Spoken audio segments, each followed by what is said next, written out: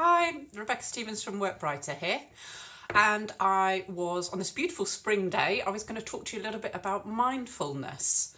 It seems to have been really kind of fashionable, I would say, for want of a better word. And a lot of people are talking about mindfulness, and for me it sounded a bit faddy. What is it? Does it really make a difference? And actually I came across quite a bit of research that supported the value of mindfulness. So just to, I guess, I just wanted to share some of that research because actually it was a bit surprising to me. So mindfulness, there's a couple of kind of formal descriptions, but I guess the one I quite liked was by Daniel Siegel, which is waking up from a life on automatic.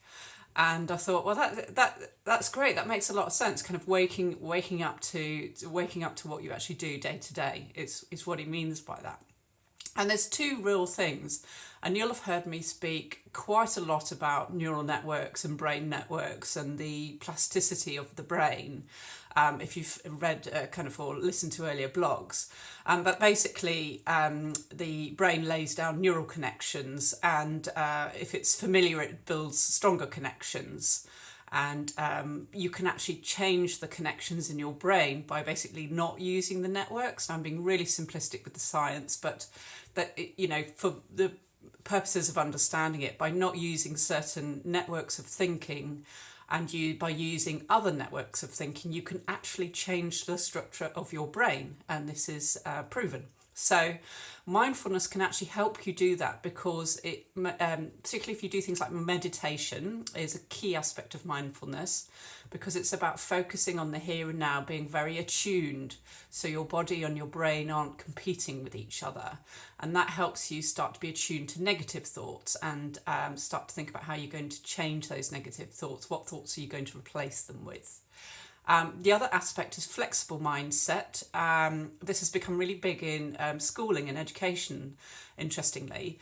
But it's about being open to novelty and a new way, and and the uncertainty inherent in all situations. That's Ellen Langer kind of coined it in that phrase. And she said, by having a flexible mindset, you're focusing on what's happening in the moment, so you stop premature judgments. You focus on the new aspects of what's happening. What are you accounting now? You focused on the context because that's easier to change than personality, and you focus on other perspectives. So what other perspective could you take in this situation? And that helps you stop jumping to conclusion. Anyway, I'll be really interested in your thoughts as well, and share with me how you've been doing mindfulness. Thank you.